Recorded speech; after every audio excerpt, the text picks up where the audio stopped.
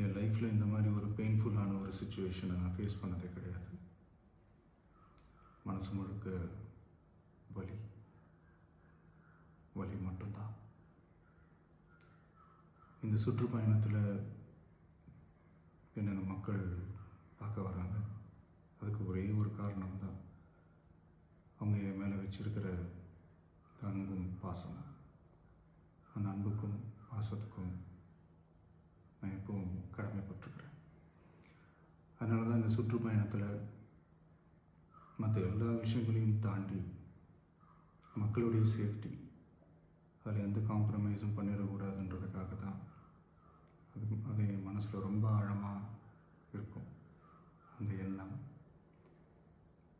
அதனால தான் இந்த அரசியல் காரணங்கள் எல்லாத்தையும் தவிர்த்துட்டு ஒதுக்கி வச்சுட்டு மக்களுடைய சேஃப்டி மட்டும் மைண்டில் வச்சுக்கிட்டு அதுக்கான இடங்களை சூஸ் பண்ணுறது, அதுக்கான இடங்களை பார்த்து பெர்மிஷன் கேட்குறது, போலீஸ் டிபார்ட்மெண்ட்டில் அதை ரிக்வெஸ்ட் பண்ணி கேட்போம். ஆனால் நடக்கக்கூடாதது நடந்துருச்சு.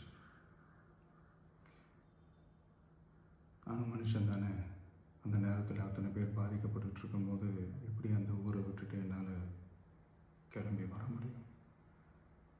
நான் திரும்ப அங்கே போகணும்னு இருந்துச்சுன்னா அதை ஒரு காரணம் காட்டி அங்கே வேறு சில பதட்டமான சுச்சுவேஷன்ஸ், வேறு சில அசம்பாவிதங்கள் அந்த மாதிரி எதுவும் நடந்துடக்கூடாதுன்றதுக்காக தான் நான் அவாய்ட் பண்ணேன்.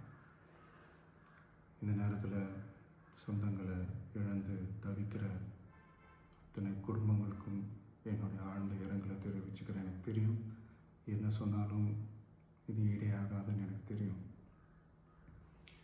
ஹாஸ்பிட்டலில் ட்ரீட் பண்ணிகிட்ருக்கிற எல்லாருமே சீக்கிரமாக க்யூர் ஆகி வரணுன்றதை இந்த நேரத்தில் நான் வேண்டிக்கிறேன். கூடிய சீக்கிரமே உங்கள் எல்லாரையும் நான் சந்திக்கிறேன். இந்த நேரத்தில் எங்களுடைய வலிகளை, எங்களுடைய நிலைமையை புரிஞ்சுக்கிட்டு எங்களுக்காக பேசின அரசியல் கட்சிகளை சார்ந்த நண்பர்கள், தலைவர்கள் அனைவருக்கும் என்னுடைய நன்றியை தெரிவிச்சுக்கிறேன். கிட்டத்தட்ட ஒரு 5 மாவட்டத்துக்கு பிரச்சாரத்துக்கு போனோம். இந்த மாதிரி எதுவுமே நடக்கல. ஆனால் கரூரில் மட்டும் ஏன் எப்படி நடக்குது, எப்படி நடக்குது? மக்களுக்கு எல்லா உண்மையும் தெரியும். மக்கள் எல்லாத்தையும் பார்த்துக்கிட்டு இருக்கிறாங்க.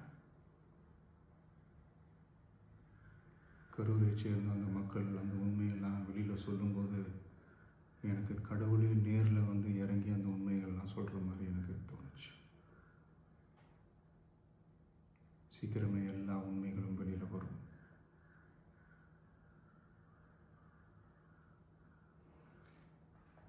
எங்களுக்கு தரப்பட்ட இடத்துல நாங்கள் போய் அந்த ஸ்பாட்டில் நின்று நாங்கள் பேசிட்டு வந்தோம். அதை தாண்டி எந்த தவறும் எங்கள் சைடில் நாங்கள் எதுவும் செய்யலை. பட் இருந்தாலும் எங்கள் கட்சியை சேர்ந்த நிர்வாகிகள், தோழர்கள் மேலே எஃப்ஐஆர், அது மட்டும் இல்லை சோஷியல் மீடியாவை சேர்ந்த நண்பர்கள், தோழர்கள் அவங்க மேலே எஃப்ஐஆர்லாம் போட்டு இப்போ பிடிச்சிக்கிட்டு இருக்கிறாங்க.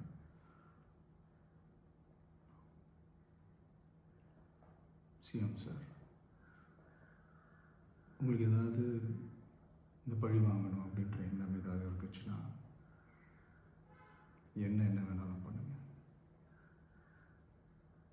அவங்க மேலே கை வைக்காதீங்க.